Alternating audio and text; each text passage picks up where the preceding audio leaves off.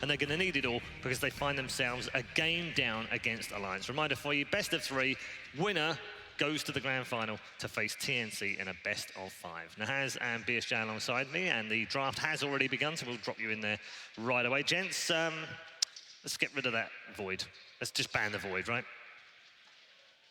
I mean, I think so. I'm not convinced. I think TNC showed they could play against it, but TNC's shown that they can play against everything. I think the big thing is you just can't play against Void when it's Void's team that has the save advantage. Yeah, I was going to say that like both teams had this wombo combo team fight-esque type lineup, and one team had saves, so they could kind of play around the opponents while the other team didn't. Again. And it's Alliance this time with the mag. Ooh. I think the Void issue is obviously going to be big in this draft with Gambit this time. You know, roles reversed, right? Of course. But I really think that's the pick I wanted to see. Omni. That is it right there. Shotchlo, who other than FNG, he's really the veteran on this team. He's 0-18-18 in his last games. Alliance, though, there's a reason Gambit banned this first phase in the last draft. Yeah. Got rid of it last time round. This time round, they decide they're going to get rid of the Aber in the first phase, and instead it gives Alliance the Elk. Yeah, the heroes like Wyvern Abba being forced to ban first round this game just open up a lot more heroes. Would you have banned the Wyvern? Would you not have banned the Elk and left the Wyvern in?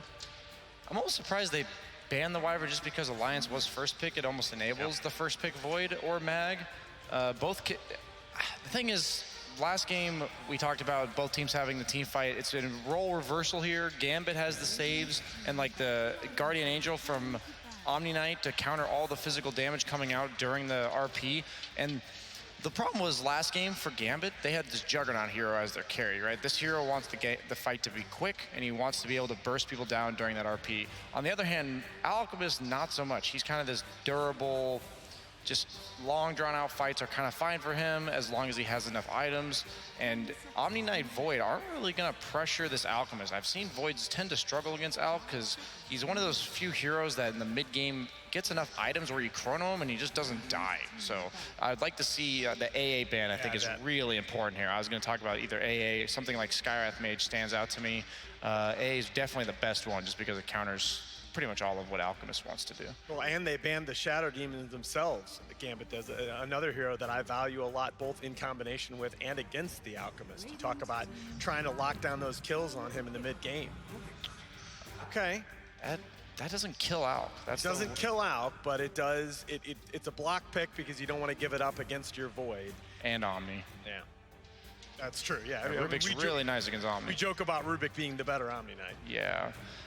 The thing is, though, I just don't see them addressing the problems kind of like last draft. Like last draft, you picked this first pick Void for Alliance, and Gambit never picked heroes that made it hard to play Void. Like, it was very straightforward. You see a guy in front of you, you chrono him, he's going to die because you have the ability to remove their defensive spells with Shadow Demon.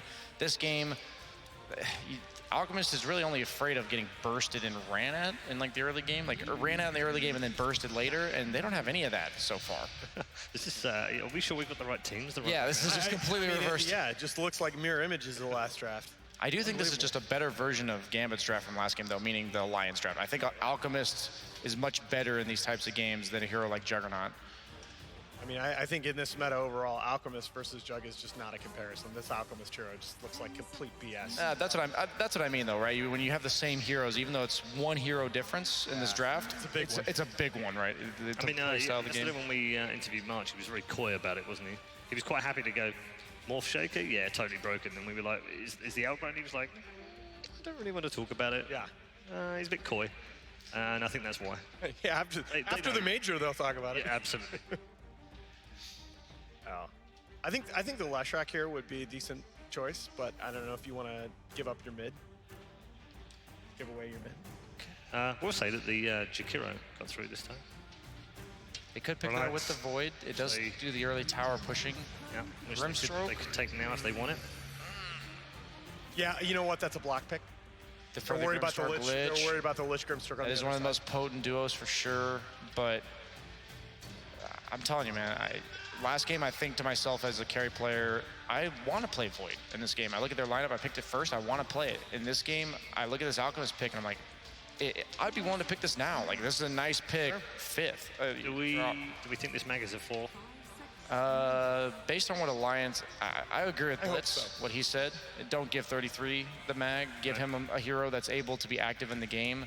So the LC is still available? Yeah, I wouldn't even mind a Brewmaster again. Wasn't it Alliance that ran the Brewmaster? That was the big pivot last night from game 1 to game 2, where they swapped over, put the mag on the 4 with Hanskin and put 33 on that Brewmaster, and it just looked so different with him able to dictate the flow of fight. Yeah, we saw him throwing up the Abaddon of the opponent team in fights, and I think it's similar here with the Omni Knight. If you're able to, you don't necessarily have to pick Brewmaster, but if you're able to pick an offlaner that kind of separates the fight, causes it so that it's not so straightforward to just Guardian Angel as well as Heavenly Grace or Void here. Well, Brewmaster he's also unique in the offensive AoE purge. Yeah, the AoE purge.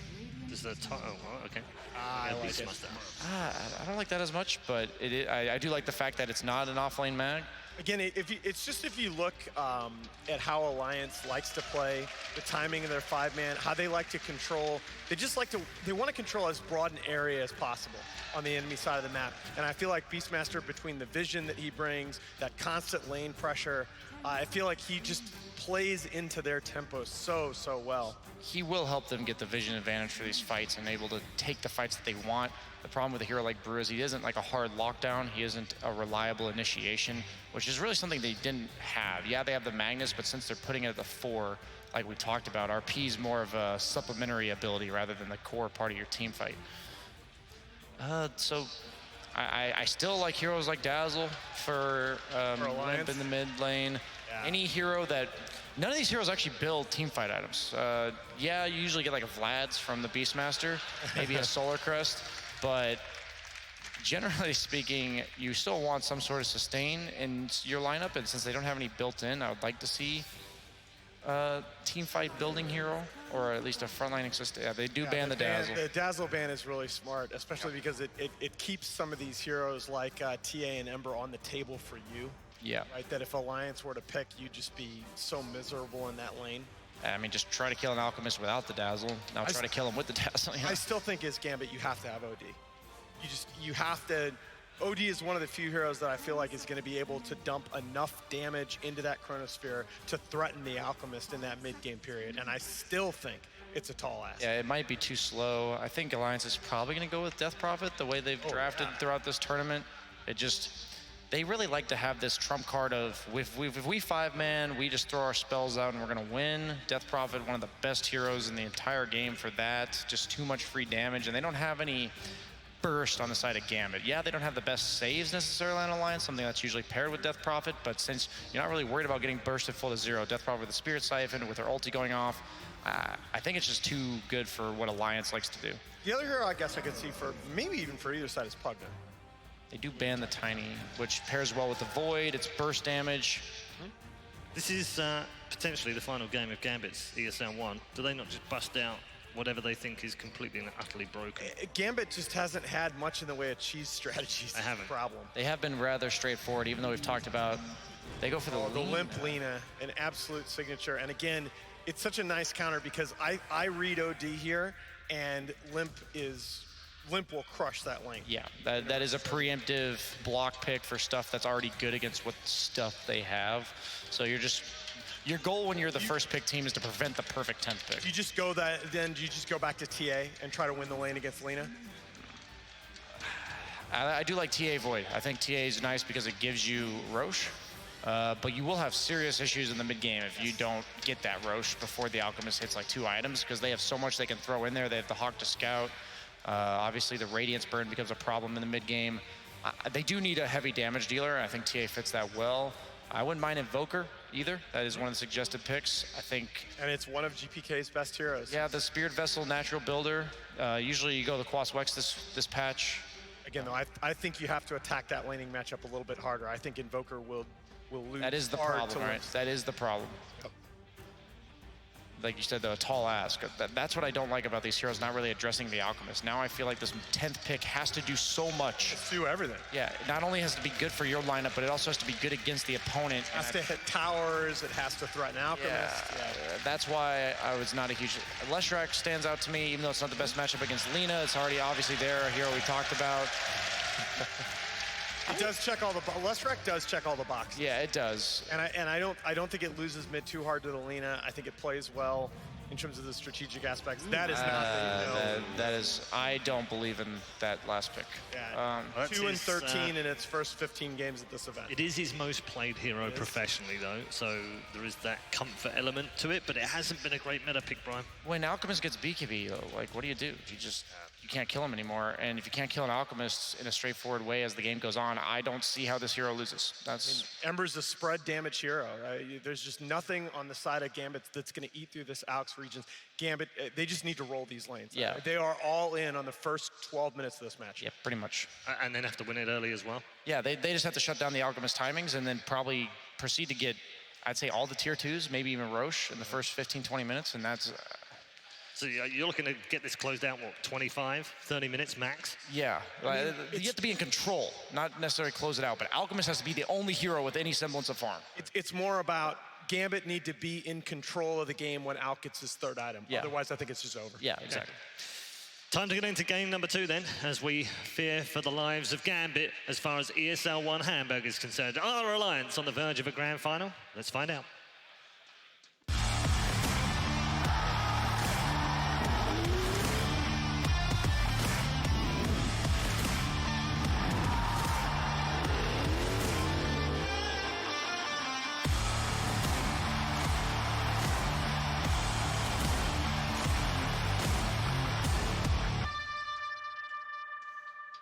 The beauty of Dota lies in best of 3s and double elimination. It offers you a second chance to be able to reclaim a tournament after losing a series, and at this point, a second chance for GPK to prove that he is the up-and-coming mid laner that is all the star power on Gambit. Another opportunity for him is the Ember Spirit. Yeah, I mean, it's not the easiest Ember game, though. We were debating, like, what was the last pick or what it should be. And it's not straightforward at all. Like, I was suggesting some wild stuff. Yes, you were. But I don't actually know. That's why I think it was such a good outgame, because you needed something that dealt damage, that doesn't get caught easily, that has a reset mechanic, that's tanky enough to frontline. It just felt like there's so many things missing. And I think part of it is because I don't like their support duo. Yeah. Rubik Grimstroke lack in damage real hard. Like, you have some form of control, but Alk doesn't really care if he gets controlled up if you can't actually burst him down at all. It can become a sick duo when it comes to some team fights, but it's so, like, situational. Yeah, it's not even like strong. the Link does anything this game is my problem with it. Like, the best thing it can do, and I'm not even kidding here, is the Rubik has to steal Chain Frost, Laguna Blade, or Roar. Like, that's the only way that I think it's good. And you don't want to have to rely on that. Those aren't easy spells to steal. Maybe Roar is, like, okay because Beastmaster doesn't have, like... Hanskin gonna go for the skewer play to be able to pick and steal away the bounty rune away from Gambit. Meanwhile, bottom lane, they're gonna try and go for the kill onto FNG. Wins on both sides here for Alliance potentially. FNG just cannot get away from that damn boar.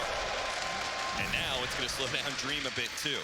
And remember what I said about the Beast, or the Magnus. I said I only like it right now as a 4 position. Yeah. I do not like it as a 3. And that's what Alliance have decided to go for. I mean, what do you think about it as a support 4 position, but in the safe lane, trying to protect an Alchemist? I mean, I actually think this lane is just a wash. It's whatever. Okay. Like, the annoying thing about playing against Alk is unless you can, like, absolutely dumpster his lane, he doesn't really care. Like, mediocre laning phases mean nothing to Alchemists. Yeah, we've seen plenty of Alchemists lose their, like, mid lane matchup, still come away with a very well-timed Radiance. They need to have the absolute sickest laning phase on the side of Gambit to win this game. Like, And that's where a lot of this lies on GPK, right? Yeah, GPK has to win a lane that I don't think he can win. Yeah. Or it's not easy to win, I should say. I don't think that it's possible, but I think it's going to be real rough for him. See what he can do. If he can win his laning phase and then translate that into a very dominant 10, 15-minute window, certainly get them to the kind of start they need to be able to defeat this Alchemist with a slower lineup in Omni Knight and Void as his other 2 cores. It's going to be real impressive if they can't get it done, though. Nice skewer up the cliff, making sure he couldn't get the purification to secure all that CS. And so Eco Baby is now top of the board as a result. Not getting contested that hard. I figured this would be a pretty free lane for Omni, but Hanskin's doing all the little things right in his stream. They're going to try to go on to 33. He needs some bashes here, though, if he's going to get a kill, like, presumably right now. but doesn't end up getting it, and in fact, cops a lot of damage himself. Just that Frost Shield. This is why Alliance wanted to put the Lich bottom lane instead. 2 melee heroes up against the Inkswell and Faceless Void combo is just a bit too hard, but with a ranged hero and Frost Shield, it makes a lot different. And Nico Baby is going almost completely uncontested in this lane. They've got the top 3 CS, and I mean, I just like Beastmaster, and GPK actually does it. He actually does manage to get the kill on Limp. That is die impressive. afterwards, which is a nice little reset for him. Fada almost dying here. Dream is going to time walk forward, begging for a bash. But now, after the Fairy Fire, he realizes he's too low, and he has to be running away from Fada, who does have a mango. He can actually heal up, and if he could get close enough, get a Frost Blast. We but might actually decide to turn this with the haste rune, but both players salving up, not really worth his time. He's only level 2. And GPK, I mean, he did it. He got the solo kill on Alina. I didn't think it was going to be possible, but now he's got the experience advantage, which is going to be massive. If he can keep this up, he'll hit level 6 first and might be able to kill Limp as a result of that. Still, though, always have to wonder about Nico Baby bottom lane. They're going to be able to just run in with an Inkswell. Didn't even use the time walk just yet. FNG is going to be turnaround kill, though, from the 4. That's what Dream's going to focus on, but 33 denies it. Just great awareness by him. they're getting every little bit here, and they need to start pressuring the safe lane soon. The Omni Knight's doing just fine, but it's not really the Omni's game that we're trying to enable here. Yeah. And it's not like they're going to have like a super good rotation from their safe lane either. It's going to have to come from the Ember Spirit. A Chronosphere into an Omni Knight. That doesn't really sound like a killing duo. No, not at all.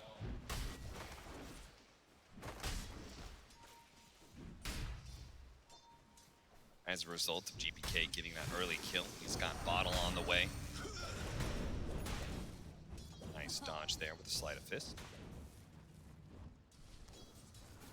At the same time, Shantalo is doing very well for himself in that off-lane position, a bit better than 33's Beastmaster, who's 17-3 right now, but Dream has been really pressured. He keeps on having to go for these kills with the Inkswell combo, but it's not actually alleviating the pressure when it comes to CS.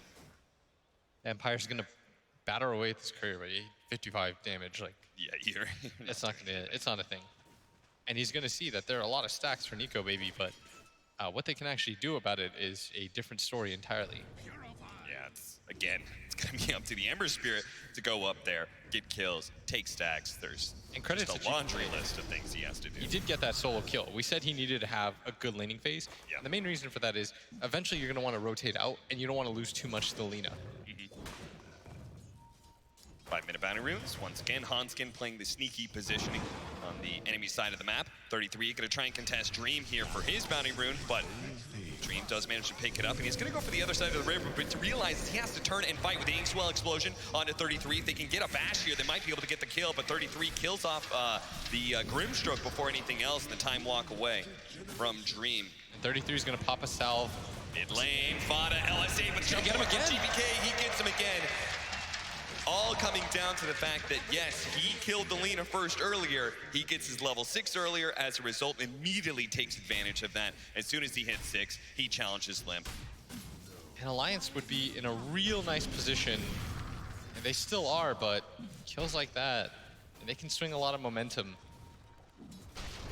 That's now 2 solo kills by the Ember onto the Lina. It's gonna make his rotations feel a lot better, and they're gonna need him to make this move into the jungle. Don't allow this out to just farm this with his cleave. Bash, Inkswell, that's going to be a lot of magic damage to the Frost Shield, limiting the physical damage, but eventually he should be able to kill him. He himself actually buying a little bit of time. FNG's going to have to hit him with the nuke. Will be able to do so. That cost 33 quite a bit, though. Feels like he's had like 4 salves. Yeah, popping so many salves means that, yeah, he's doing okay in CS, but his net worth is going to start dropping. And now they're gonna swap things around as Hanskin's gonna leave Nico Baby to his own devices, and he's gonna pick up some levels here in the jungle. Wants to take advantage of this. I like this timing. They didn't overstack anything. Yep. Gonna make it so that the Ember, it's not really worth his time, even if he were to make some sort of aggressive maneuver. It really is the earliest you could go into the jungle. He clears 1 stack, gets his level 6 as a result of that, and now with Chemical Rage, he can just freely keep clearing through things. All 3 players spotted out by that Hawk. Nico Baby a little bit low. He's got On the ward, but Vampire's going to be spotted here, and Limp doesn't have the mana to be able to work with. So Vampire will be able to get out.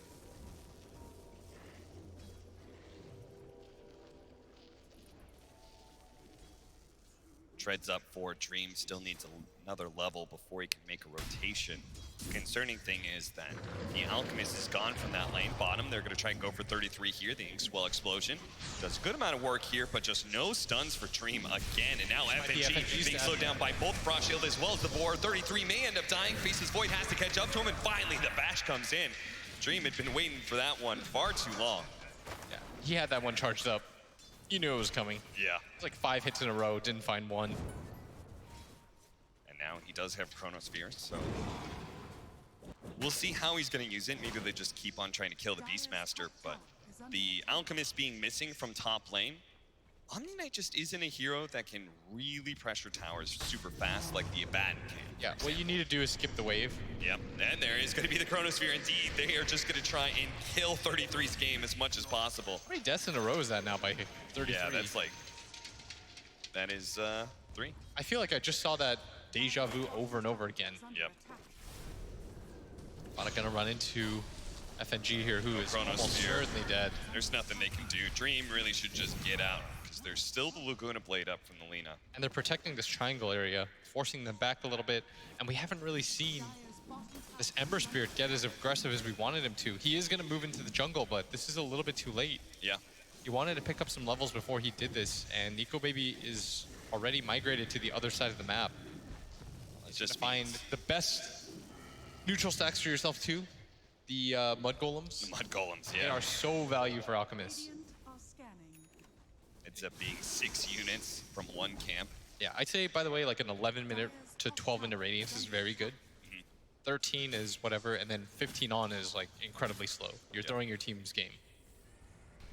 But it's really going to come down to this next bounty rune set. Ending that Primal Roar, but the time walk away just halfway through the animation. If he hits the Primal Roar, it's a pretty much guaranteed kill on the Void. He gets away again. So Limp's rotation gonna be a little bit ruined here. If anything, GPK might be able to catch him. The Inkswell, nice read from Limp though. Turning around with the LSA, he's gonna dodge the stun. And now GPK's rotation is gonna be a bit ruined.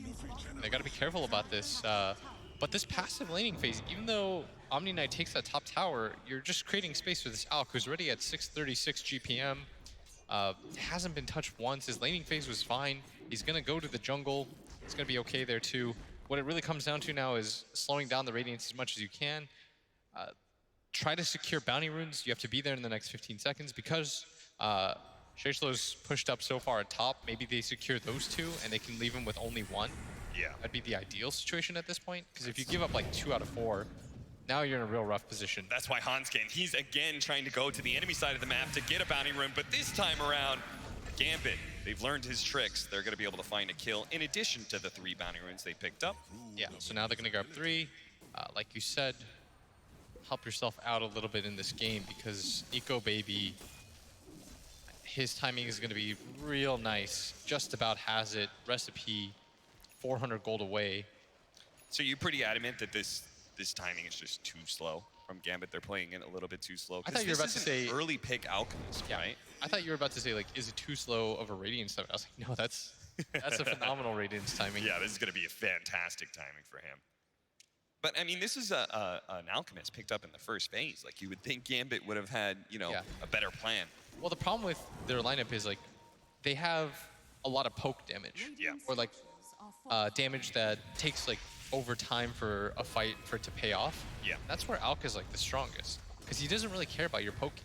Smoke's going to break, and they're not quite sure where it's going to be. Now they ping it, yep, down in the trees, but Limp has already left that area. But fortunately, there's GPK to the rescue. They're going to be able to get the Chronosphere. A little bit delayed there as the trees blocking out things. Well, should be able to ensure the kill. Gambit is GPK. This is the one bright spot for them, though. Yeah. How much GPK has abused Limp this game. It certainly has. And this is kind of what we want to see them, right? Hey, you're just taking some early towers.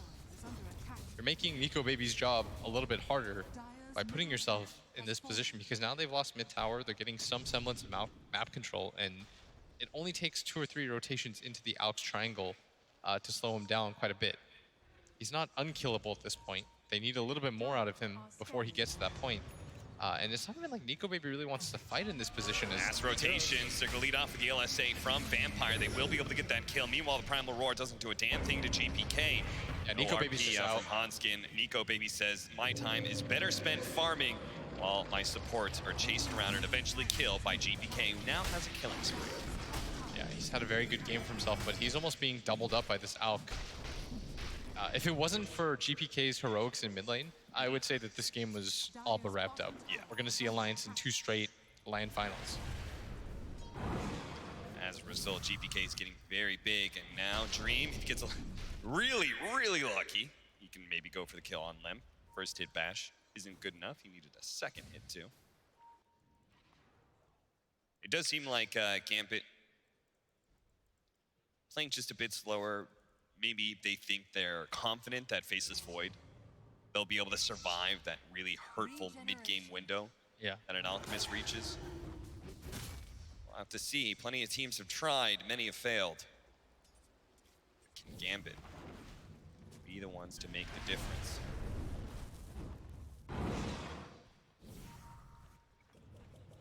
How's 33's farm doing? Straight Vlads, no boots. I've been seeing this from 33. He really likes the early Vlads a lot. That's such a good item for his Alk in this game. Yeah. It's not even like he needs, I don't even think the pipe is that the important. RP on GPK.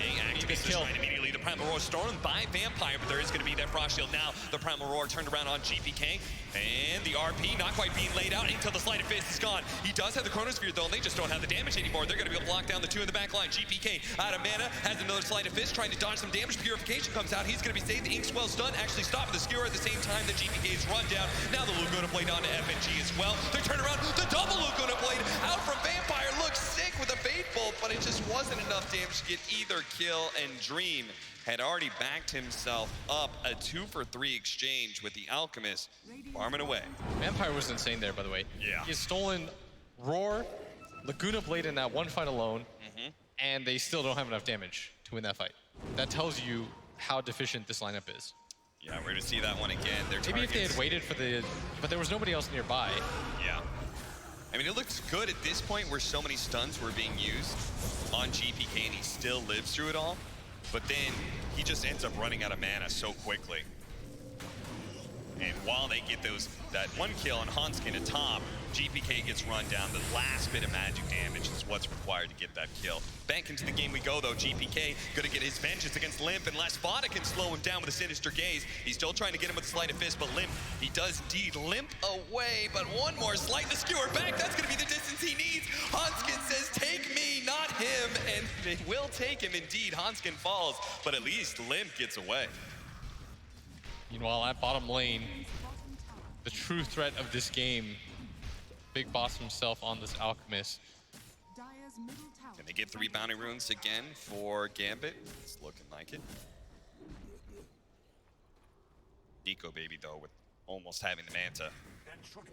Yeah, I feel like I saw this game, the TNC one, yesterday against Gambit, where Gambit just struggled to ever bring this hero down.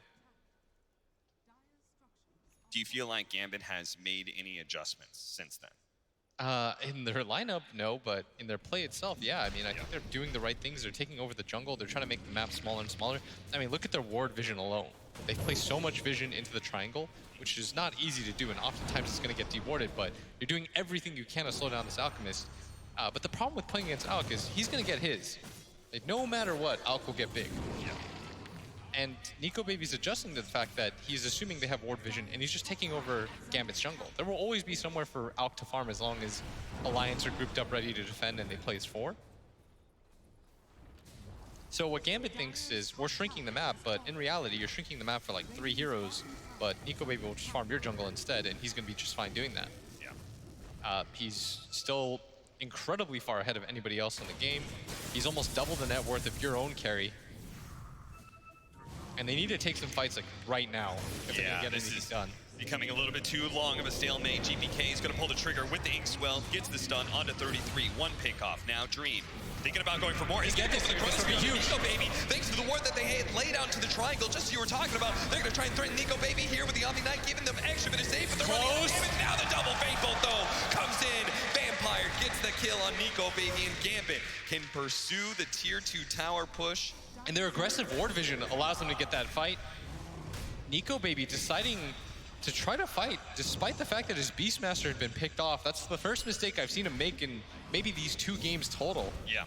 He also just seemed to make the, like, he had no idea that they were just going to time walk up there and Chronosphere him. Figured they can't have vision up here in the triangle. That is going to get dewarded for sure. Oh, yeah. Alliance will know, but it pays off because they're getting some map control out of it. And now it's starting to hurt them quite a bit that this Ember's had such a good start. Yeah. And this Lina hasn't. Nico Baby getting caught like this also turns into just extra kills. In fact, I think they're a little lucky that Limp got out alive, GPK.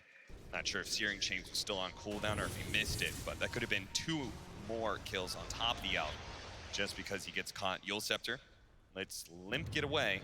GPK's being a boss right now. He's just leading fight after fight. You saw that they lost the fight, they immediately go in anyways. Right now, Limp's gonna try and get the 2-man stun, and he does. Looking for the blow up on the Rubik, almost gets him, but the Purification comes in time, and now the Laguna Blade's been stolen. But Vampire, oh, nice. They do manage to quickly dispel off that stun. Vampire's ready to turn in a second here, but Nico Baby's looking to just run down this support and another Purification. Helping him out, Chemical Rage, GPK is into the back lines, just chasing away the rest of Alliance heroes before jumping to the triangle. They've got to be patient, Alliance. Nico Baby will carry this game. You just don't want to have to bring them into these engagements so early on. Like, they were doing such a good job of creating space for him, but the decision to bring him back into these fights, I feel like, is a bad one. It's like when we were talking about the Wraith Kings and Lifestealers, the Midas Radiance, that's not your timing. It's the item after that. Same goes with the Manta Radiance on Alk. You're not actually that tanky. You need one more item before you saw Armel yesterday. He did not fight before he had heart. Oh, yeah. And that's kind of the position that you want to put Gambit in, where you get this heart. Gambit can never burst you down. You've got this Frost Armor for him too, so he doesn't really need that armor item. And suddenly he's real strong.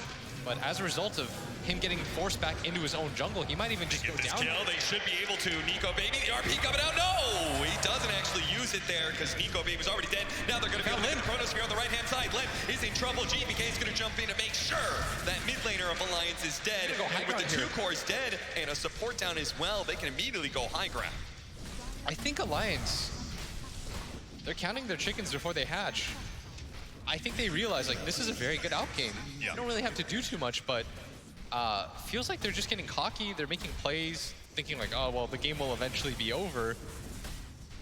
And Nico Baby was doing such a good job of avoiding his own jungle, but credit to Gambit for their aggressive warding. This is really what makes the difference. Oh, yeah. It's not just the play, it's Dream gets that Chronosphere off because he sees vision on the map. And they're going to take this Rax because they have vision in the enemy jungle. Like, they're getting out-warded right now, and Alliance haven't found any of those wards. Those 2 wards that spotted him coming into the shrine in the first place are still up.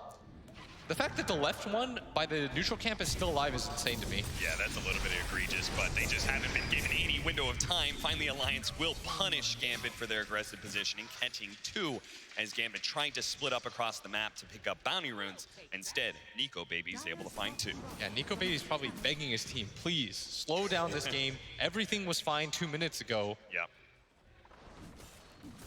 Game has taken a sharp turn since then.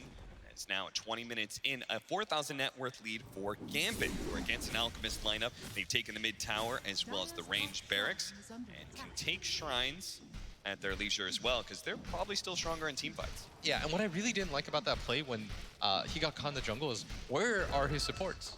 Yeah. The only way that you farm into your own jungle there, when you've lost your mid tier 1 and your tier 2 and the top tier 1 and tier 2, you have to be there. You have to be able to protect him. And if you're not, then you shouldn't be there. Go to the triangle area where you've got a shrine instead. Yeah. Smoke up from Alliance. They're trying to get aggressive, trying to go for pickoffs. Limp not getting the Yules after that time walk there. Not likely actually high now. You know, I feel that. You know you're gonna get caught anyway. Just run into them. Yeah, but Roshan might be a thing now too. And indeed it is. Yep. By losing that Lich, one of 2 things happens. Either you show that you have vision, and Lich buys back, and you all in for this Roche fight, which is still scary. They've got Chrono in 1 second. They got more than enough damage too. Oh, certainly. And Alliance don't want to take this fight because, again, they're out. He wants a little bit more time for this. Unstable Concoction already used. It may not be up in time. 5 seconds.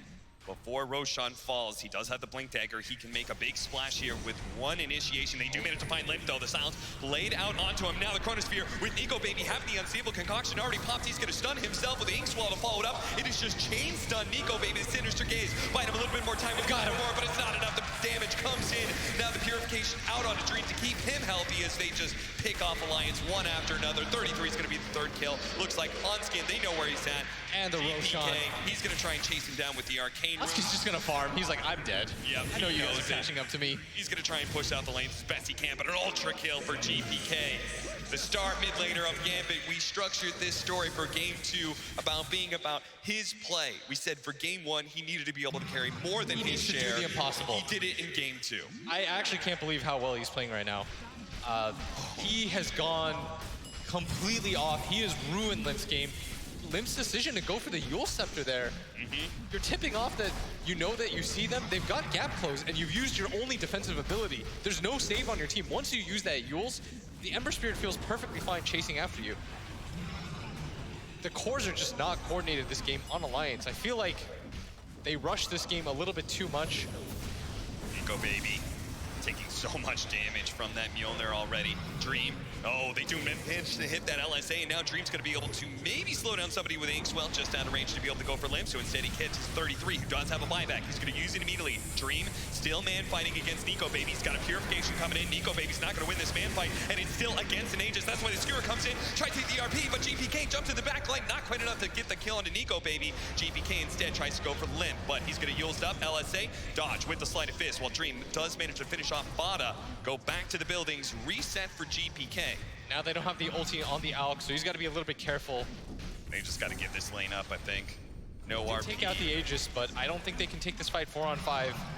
And Limp had to use the buyback too, as did 33. So any sort of diebacks, real worrisome for Alliance right now. This is looking like Alliance is going to have one last shot being able to stall out this game. But a double chains, Vampire thought about it because he does have the LSA, but now they're going to try and retreat without losing anybody, covering each other with 4 staffs and slows. The Shrine being taken out. Dream doesn't have the Aegis, so maybe they want to just wait a little bit. They do have a Manta now on him. He's going to push out this bottom lane. The rest of his team looking to connect. They want to apply the pressure to Alliance. They smell blood right now. Yeah, they certainly do. 28-11, a 13,000 net worth lead against an Alchemist. All they have to do is just march down lanes. As long as they don't get caught anywhere, And this everything game should be easy. for Alliance has to be so disappointing. You had an Alk with Cleave.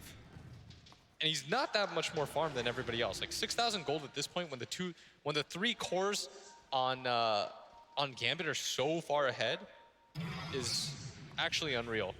Like look how far down the next Alliance hero is. It's Limp, barely has anything as the And core just a they straight up walk a into. 2-man Chronosphere. That's going to be 33, almost dead immediately. And now Nico Baby in trouble. He does have the Frost Shield. That'll slow down some of the damage, but it's just not looking like it. They have so much magic damage on top of that. Vampire As the stolen Chain Frost. bounces around a little bit, but they actually see Hanskin from the cliff area that they were at. He throws out the stolen Chain Frost from Excess Vampire to finish the kill. Vampire's so good. He's going. Stolen Lina, stun into that. Limp Yep. is gonna pop the Yules. Let's just make it a full team-wide Piers. GPK shows up to collect Limp's life. Another Sleight of Fist. Wicked sick for him. 11, 2, and 10. This guy, they're gonna call it. That's it for Alliance. An even series now as Gambit managed to win game 2. Our panel. I think Alan said he could be the next no one. GPK certainly turned up big in clutch for Gambit as they certainly needed it against that draft in game 2. Admit the fact that he gets 2 different solo kills onto Limp. He takes his tower.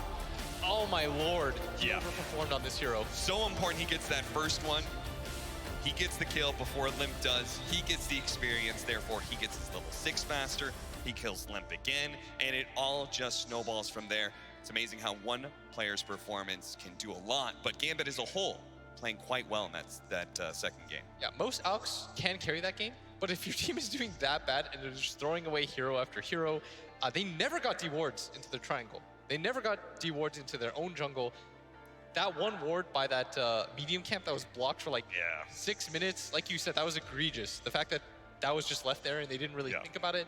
There were just so many opportunities where I feel like Alliance were just being a little bit sloppier than normal because I think they just thought the game, like, we're good. Everything's fine. Nico Baby, look how far ahead he is. But you need to give him a little bit more time than that. Just 3 minutes of free farm alone would have changed that game.